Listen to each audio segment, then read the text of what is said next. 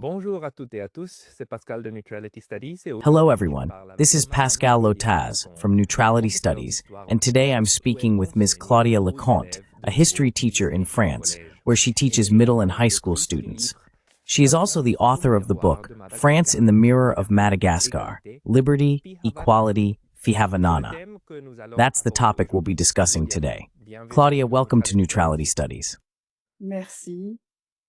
Bonjour à tous. Thank you. Good morning, everyone.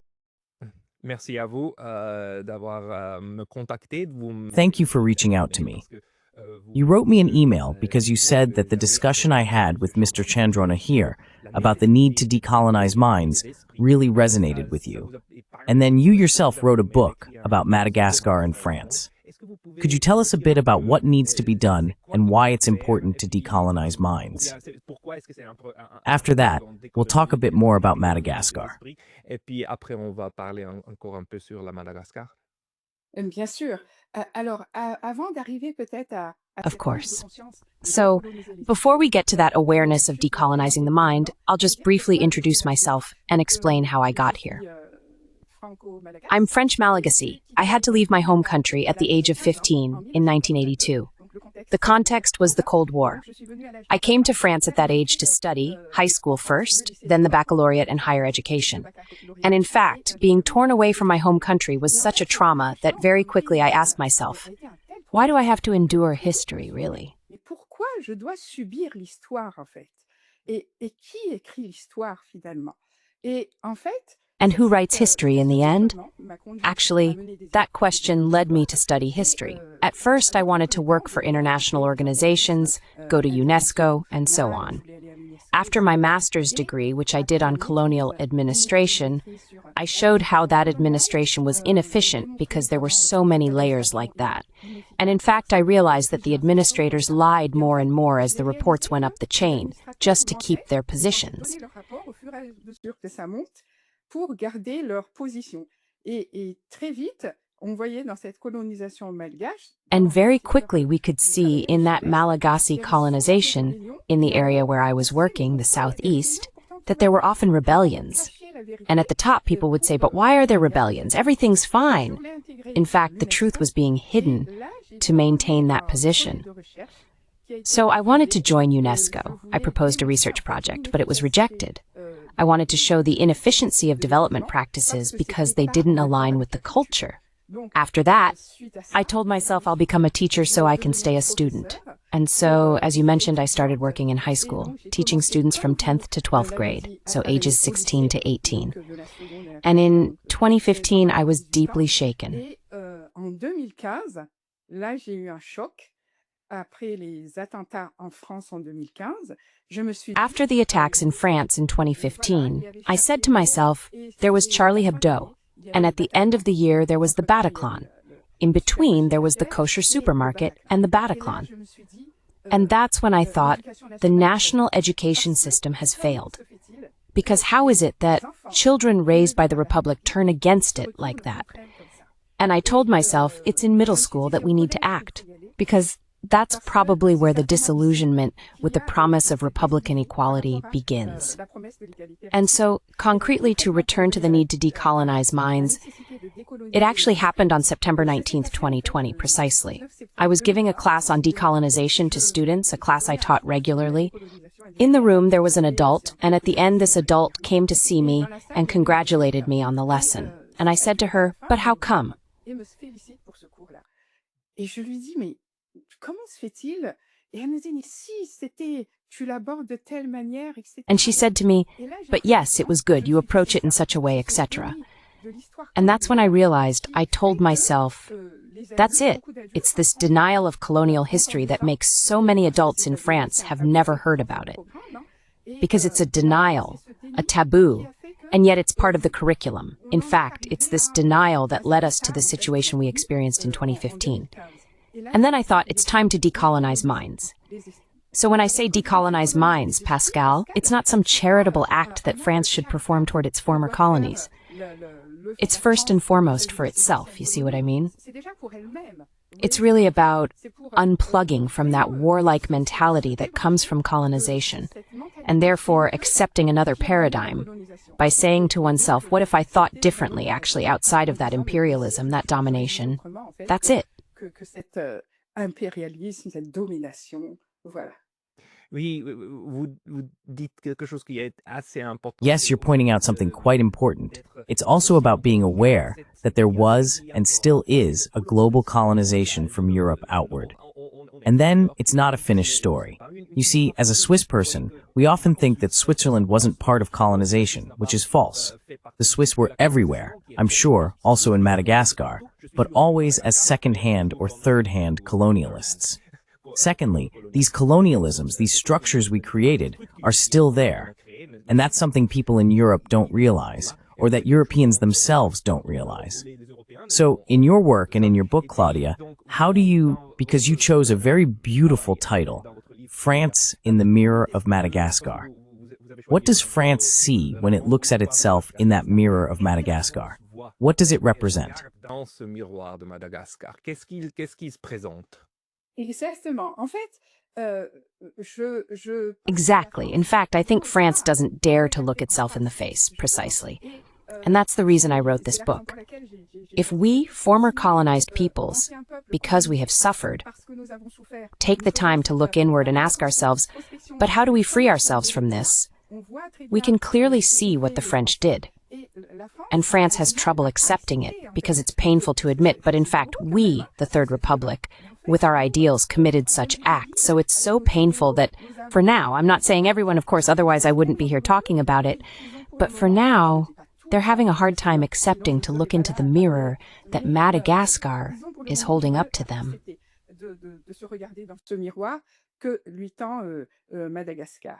Et pourtant, les événements de ces derniers... And yet, the events of recent times, in fact, by coincidence, we're talking today just as a new government was formed in Madagascar yesterday because the president was ousted 2 weeks ago.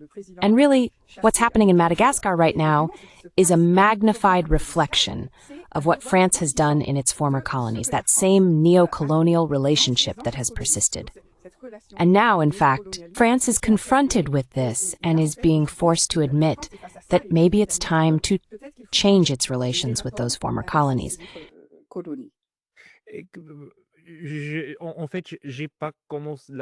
Actually, I don't really know how the colonization of Madagascar took place. Could you tell us a bit about the history of Madagascar's colonization? When did it start? And then, when Madagascar gained its independence, was it a model for the Algerians? How did it happen? Alors, l'histoire de So, to make it quick, the history of the colonization of Madagascar took place during that same historical period, after the Berlin Conference, when the European powers, in 1884, 1885, wanted to come to an agreement to avoid going to war with one another. They said to themselves, we're going to divide Africa, drawing very straight lines, ignoring cultures, and splitting up the continent. Madagascar was part of that too, of course, and that's how it started. The actual colonization began in 1896 and lasted until 1958. The Republic of Madagascar was proclaimed on October 14, 1958, and independence officially came on June 26, 1960. There you go. Le 26 juin 1960. Voilà. Donc, en gros, c'était un peu... So basically, it was a bit like in all the countries under French rule with the kind of oppression we know, forced labor and rebellions, constant rebellions. Even though colonization is often portrayed as something smooth and orderly, in reality, the local populations were constantly rebelling against the colonial administration. And actually, when I did my master's degree, my research focused mainly on the Southeast, the region my father comes from. He's the one here, to the right of this book. That region was known for being very rebellious. The administrators would ask themselves, why can't we get these people to fit into the mold? So while things were relatively quiet in the highlands, along the coasts there were many uprisings. Sur les côtes, il y avait beaucoup de rébellions. Alors, je précise que si sur les hauts plateaux, ça se relate... So, let me clarify that if in the highlands things went quietly like that, It's because France, as it often does wherever it goes, has a policy of taking certain ethnic groups. It happened that way in Rwanda too, with the Tutsis and the Hutus, and saying, we're going to rely on this group. So it relied on the highland ethnic group known as the Marina. And to that group, in fact, they said, we're going to rely on you to civilize, because that was the famous program to civilize, wasn't it? To civilize the other populations, especially those along the coast. De la côte, notamment. Et c'est cette ethnie, donc, and it's this ethnic group that saw itself, in fact, it had completely internalized this idea as being more advanced than the others and therefore destined to administer the rest of the country. Madagascar became independent in 1960, and the first president of the Malagasy Republic was Philibert Tsiranana, the man in the middle. What I liked about Tsiranana is that, very early on, contrary to what one might think, with everything that's said about neocolonialism, etc., his first speech at the United Nations really struck me. It was in 1959. And from that moment on at the UN, he asserted his country's sovereignty in a speech that I actually quote in the book. Dans un discours que je reprends dans le livre, d'ailleurs. Et je me dis que c'est important ce moment. And I tell myself that this is an important moment because it's when we see the relationship with France. And we quickly notice that when formerly colonized peoples want to assert their sovereignty, the former colonial power doesn't like it. That's when they put certain people in place to serve their interests, the interests of small oligarchies like that. In any case, this neocolonialism could only function because there were local groups. In Africa, that's how it is, in Côte d'Ivoire or elsewhere, where, in fact, and in Madagascar, it was very, very clear when things start to develop, there's a group of bourgeois connected to France who aren't too happy about losing their power. And so crises like this happen regularly. In Madagascar up to today. So the last one happened 2 weeks ago with those young people who rose up and brought down President Rajoelina, who was then evacuated by France. And today, there's a new president leading the rebuilding in Madagascar.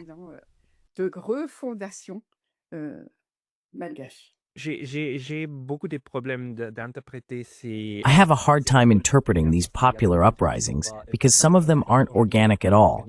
Organic like in Ukraine in 2014, with the revolutions that took place there. But in Madagascar, was it really a people's uprising, wanting someone less tied to France or the West? Or, on the contrary, was it inspired by the West?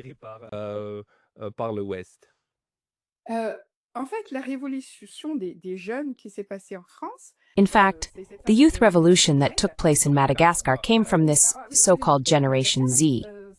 Yes, excuse me, in Madagascar, this Generation Z started from a demand, from an extreme weariness with the lack of electricity. There are many power cuts in Madagascar, a lack of water, and so on. So there was also frustration with corruption, which truly eats away at the system. And it all started with students. As for whether it was orchestrated, whether there were people behind the scenes pulling the strings, I can't tell you. However, I'm quite saddened to see that often, when people like this rise up, we immediately say, it must be the Russians, or someone else, because to me, that's an insult to their intelligence.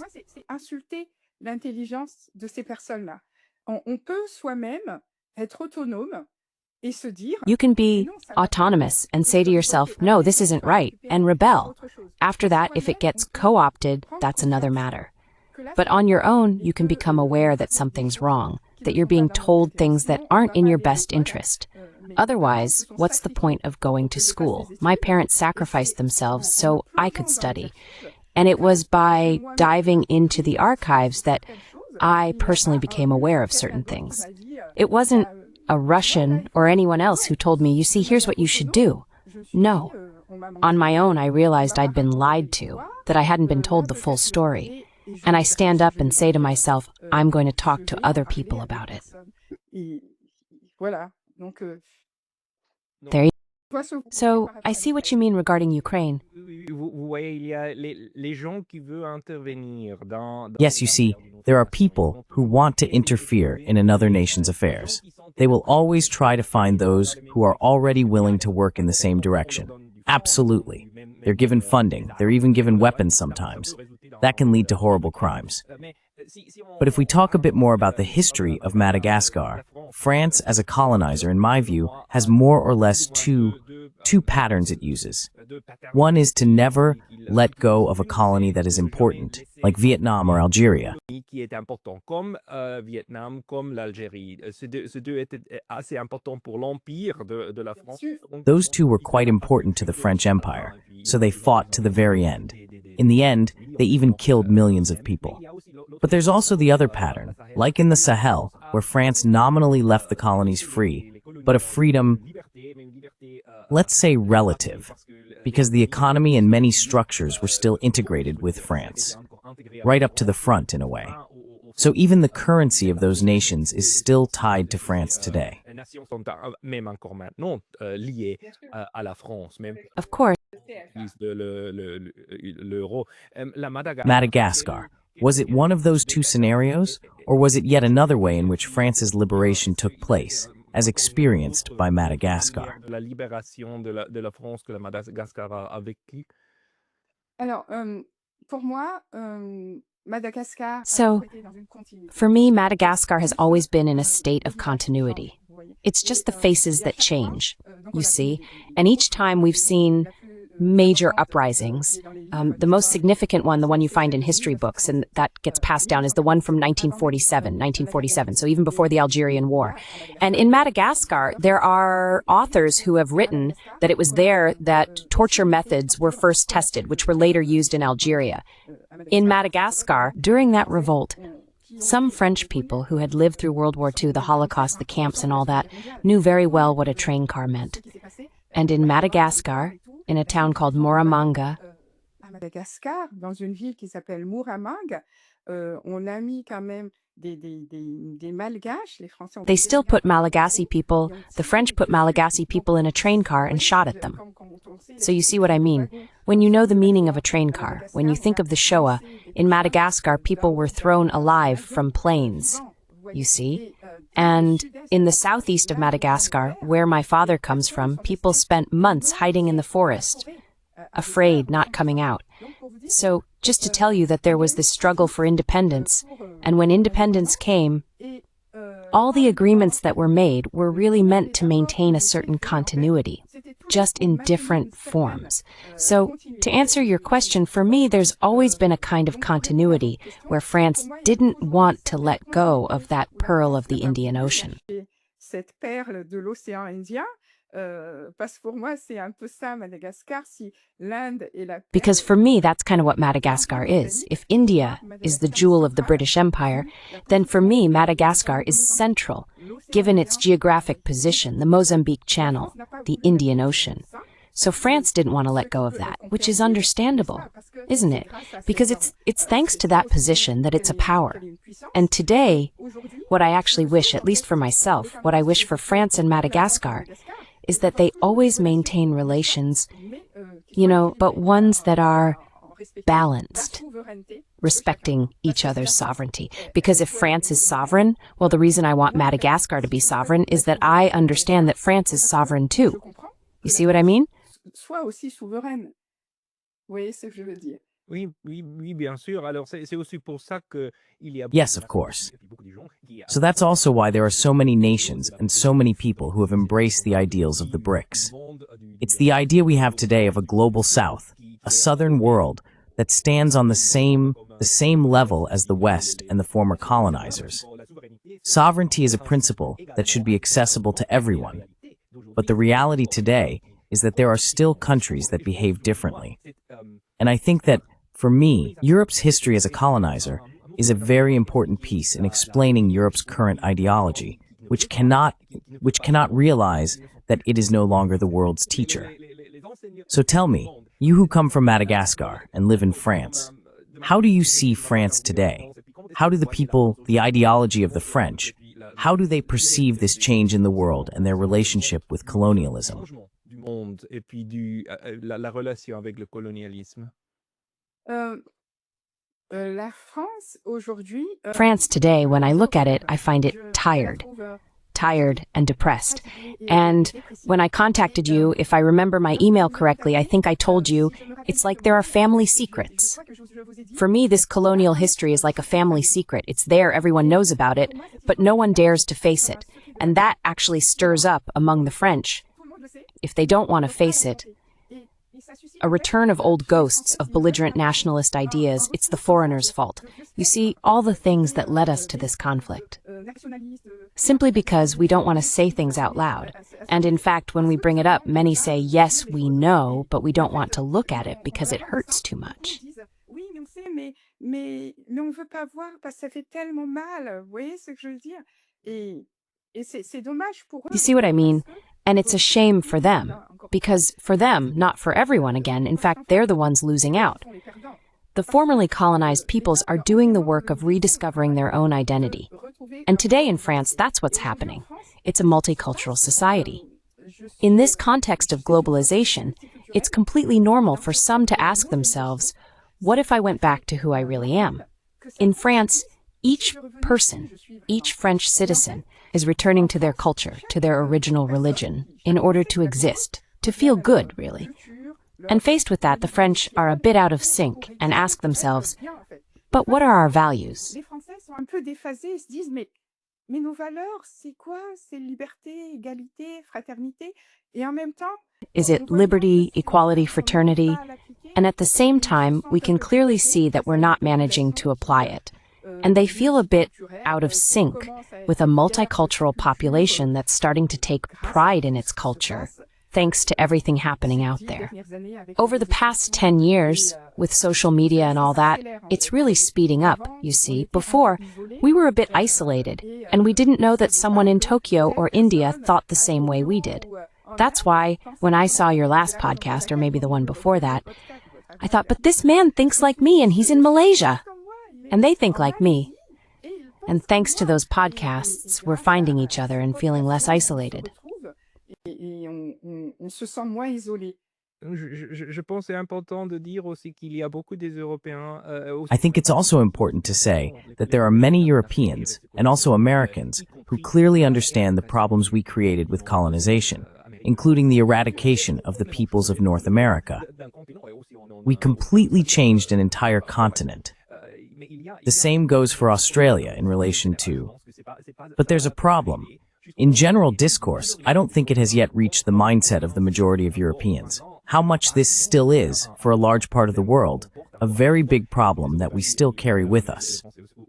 And then, Europeans, and some French people as well, close their eyes or don't realize that this history and the ongoing reality of colonialism and the tensions it creates are still there.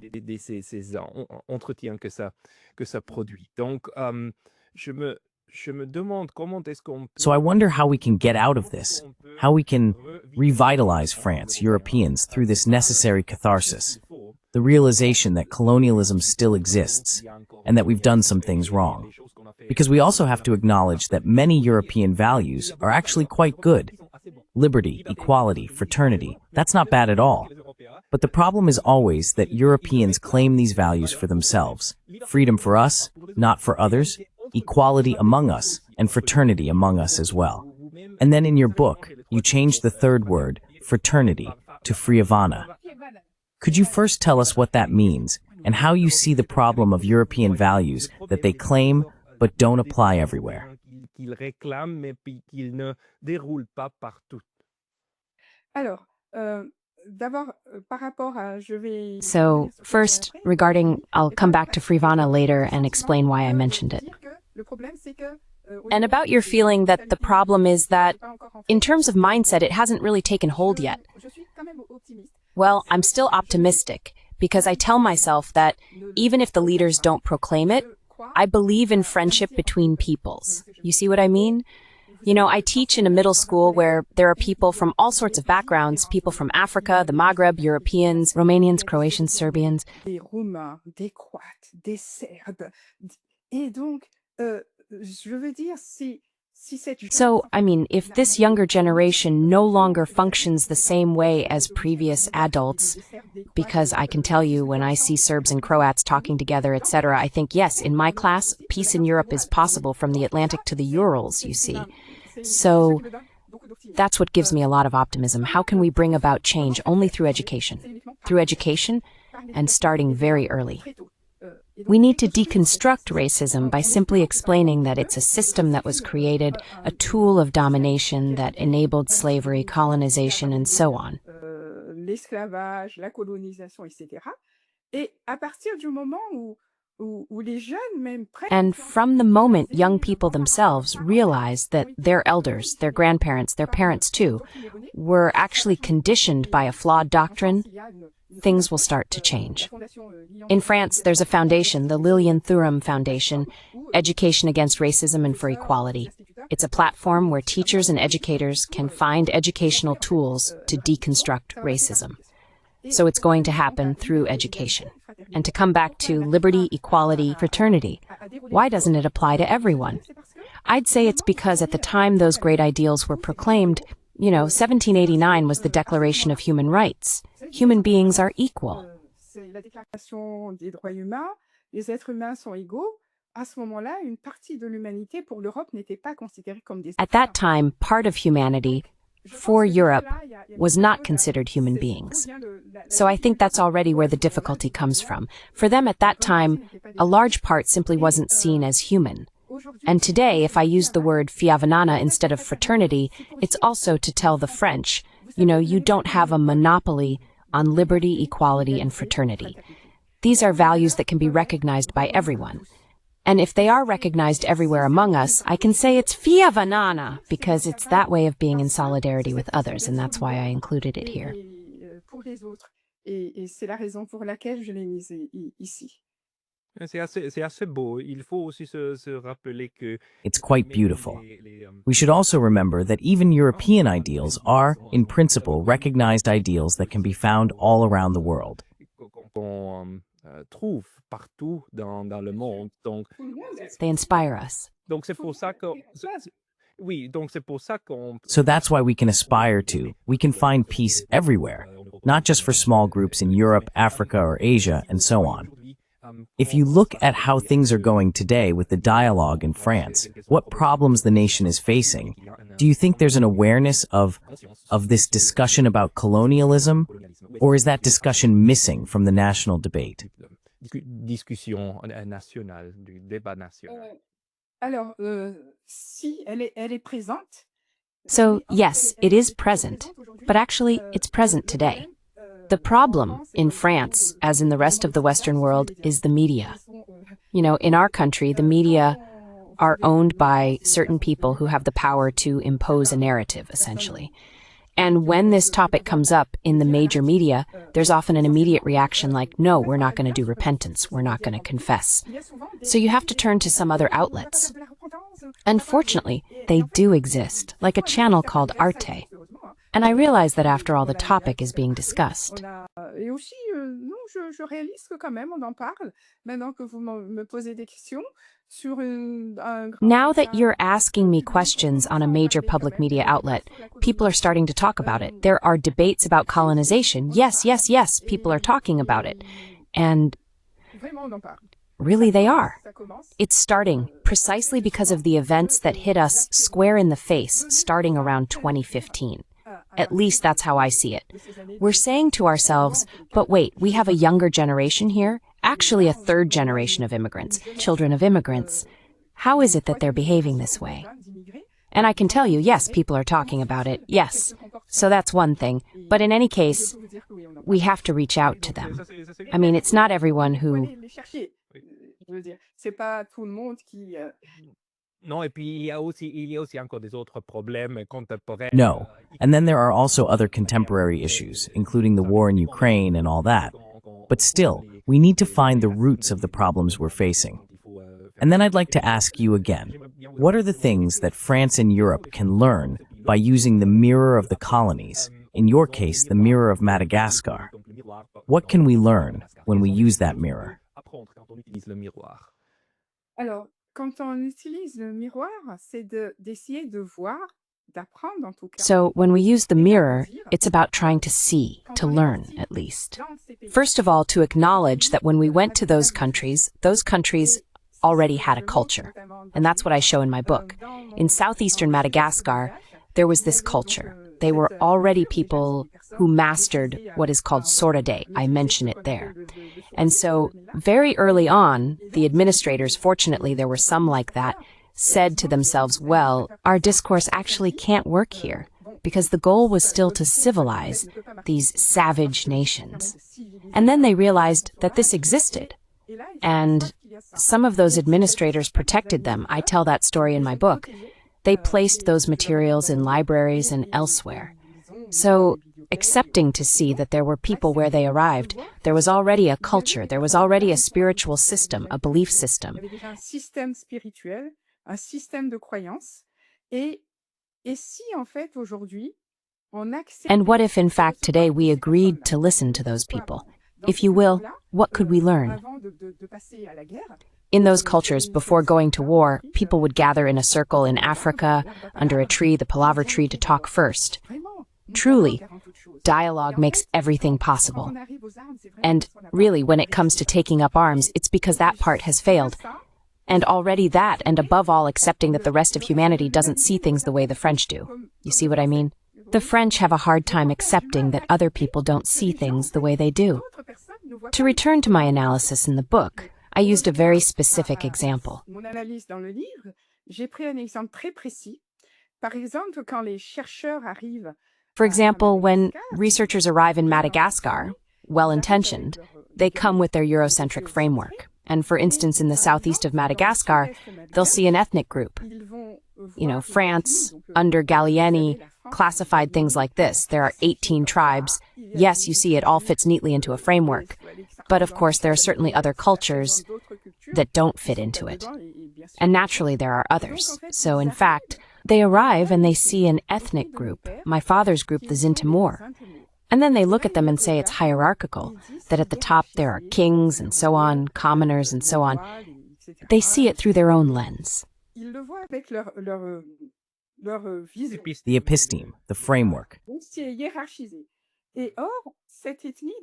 It's hierarchical. But my father's ethnic group is made up of 3 clans. So 3 clans, if you remove one, there's no longer an ethnic group. The French person, on the other hand, sees it that way, by putting things in a hierarchy, whereas for us, it's a circular way of thinking. The French way of thinking is binary, you see? So when you ask what can we learn from them, maybe it's about the French, about France, letting go of a bit of its arrogance and saying, maybe they still have things to teach us. Because before their arrival, these people lived. I mean, they really lived. They had a structured way of thinking. They had mastered astrology. They could advise kings, saying things like, if you want to unify your kingdom, it was actually my father's ethnic group, the Zintimor, who advised the king of the highlands on how to unify his kingdom. They studied astrology and gave counsel that way. So maybe we should recognize that these people have something to tell us. Peut-être se dire, ces personnes ont quelque chose à nous dire. Oui. Vous dites quelque chose assez important. Yes, you're saying something quite important, but so difficult for Europeans, because we're used to going to teach. We're not trained to go and learn. That's probably what's needed, to go there and say, for the first time, so. Tell me, how do you operate? Tell me, I realize I haven't been listening. Je me rends compte que j'ai pas écouté. Oui, mais en même temps, vous l'acceptez. Yes, but at the same time, you accept it, you say it. And that's what's wonderful about Pascal. You see what I mean? And again, it all comes down to education. You see, with my students, for example, in France, there's a subject taught by the history and geography teacher. It's called moral and civic education. And I love that subject because in it we work to fight against all forms of discrimination, racism, and any other kind of discrimination, homophobia, fatphobia, and so on, lots of things like that.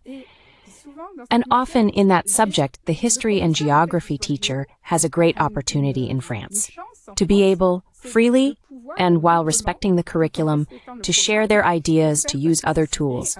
And one day, for example, with my students, I said we were talking about mutual respect and so on. On parlait du respect d'entre soi, etc. Et j'ai dit, on va voyager aujourd'hui. And I said, we're going to travel today. I'm going to give you a way to show respect in our class. And instead of going back to all those patterns we have in every possible way that haven't worked, we said to ourselves, but maybe there are other ways. And I said, we're going to use the Toltec agreements. And then the students were delighted, because with those 5 Toltec agreements, among them not interpreting things too quickly, etc., they were happy. They were happy because they said, and besides, there are students from South America in the class. They said, oh yes, that's from our part of the world, that's how it is, and all that. And actually, these young people, when you tell them that, they accept it easily. I think it's adults who have the problem of pride, of saying, well, no, I can't accept that. But for young people, it's easier. Mais chez les jeunes, c'est plus facile. Dans les jeunes, c'est plus facile parce que les jeunes, ils ont un pouvoir. With young people, it's easier because they have a power that we lose when we become adults. The ability to accept, to see, and to learn without judging. Judgment usually comes in when we say, but where we're from, it's better. This is how we do it. And the civilized version is supposed to be like this. But when you immerse yourself in another culture, you have to accept that it's not better. It's not worse. It's simply different. And that, unfortunately, is something we lose. C'est quelque chose qu'on perd, malheureusement. Qu'on perd, mais je pense que le français n'a plus le choix. But I think the French person no longer has a choice today. They're so deep in what I see, they're up against the wall. And that's when they revert to the old patterns that were part of their collective psyche.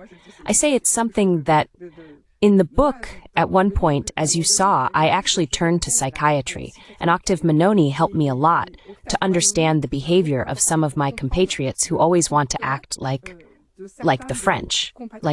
And in fact, it was Octave Manoni, a psychiatrist, who enlightened me because he worked in Madagascar during the colonial period. And in his view, he explained that often the Malagasy people are either in a relationship of inferiority or of dependence toward the former colonizer. Vis-à-vis de l'ancien colonisateur. Il veut toujours montrer que, voyez, je fais bien les choses. He always wants to show that, you see, I'm doing well, I'm doing things right. And so all of this is a process of decolonization, isn't it? We ourselves have to decolonize. It's not just the European who has to decolonize his mind. It's we ourselves, as a formerly colonized people, who must try to free ourselves from alienation. And so I've taken a long detour to answer your question, which was originally, I've forgotten, yes, to say, there, I've got it. The French no longer have a choice. They no longer have a choice because they're doing it again, heading toward a third world war, because that's their usual pattern where they say, I'm going to learn from others. When you say, for adults, it's difficult, but today that's it. Either they learn from others, or they start over again and repeat their... Où il repart à nouveau et il refait son... Oui, mais dans ce sens-là, dans un sens optimiste... But in that sense, in an optimistic sense, there's the possibility then for colonized and colonizing peoples to help each other, to say to one another, this time we're going to work together. You, the colonizers, come and discover us this time as we truly are. And for the colonized to realize that we can also speak with the colonizers on equal footing, to invite them and have them look back at the former colony with a new perspective. But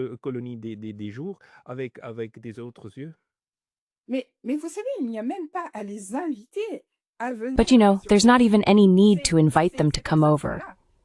These people are already here. You don't really see the diasporas in Japan, of course, or in other countries. But in France, for example, all these diasporas are present on French soil. Yes, that's what I mean. So there's no need to travel 12,000 kilometers to go and observe again, like in colonial times, how you operate. You just have to go here, in France, and be willing to live side by side. Is the mirror already in the house? Absolutely. He's in the house. He's in the house, and we have to be willing to see the other person. And that's exactly where my optimism comes from in relation to where I am, where I teach. It's something specific to France, you know? In the suburbs of large cities, people often from immigrant backgrounds are relegated. And it's in those schools, those middle and high schools, that we truly find multiculturalism. so there's no need to take a plane to Bombay to eat naan. You see, it's happening right here. You just have to be open to it. C'est ici que ça se passe. Et encore faut-il être ouvert à ça. Je dois dire, Claudia, vous me faites beaucoup d'espoir parce que I have to say, Claudia, you give me a lot of hope because your interpretation of what's happening also opens many doors for reconciliation. And that's ultimately what we need in Europe, to reconcile with ourselves and with others. And then it's something we have to work on. You're probably right. It's education and vocational training that we should use to achieve that. Exactement. C'est mon... Pour moi, ce n'est pas Exactly. clair. Donc, dites-moi, For me, that's the only way forward. So, tell me, just to wrap up, Claudia, people who'd like to buy your book, where should they go? And do you sometimes write and publish online as well? Et publié sur l'internet aussi. Alors, pour le moment, sachez que ce livre, en fait, So for now, you should know that this book was really written, I'd say, in a rush. For me, it was a trigger. It came out because it needed to be said at that moment. So it's my first novel. It's an ego history, as you've seen. Today, it's available on all online sales platforms for those who want to get it, of course. And then I also made a few short videos, including one with a young man of Malagasy origin. They're on YouTube, so they're easy to find. For now, I haven't written anything new yet, but maybe that will come. In any case, this book, France in the Mirror of Madagascar, had to be written. And I'm delighted because I feel that something has already been set in motion in my home country in terms of looking at ourselves in the mirror. par rapport au fait de se regarder dans le miroir. Voilà. D'accord, c'est une chose très très bonne et puis je vous félicite. All right, that's a very, very good thing, and I want to congratulate you. I hope you'll keep writing and talking even more about this. I'll put a link to the book in the description of this video, and if you have anything else, send it to me. Claudia, thank you very much for your time today. Merci Pascal d'avoir fait l'effort de parler. Thank you, Pascal Lotaz, for making the effort to speak in French. We'll try. See you next time. Wonderful. See you next time. Thank you very much.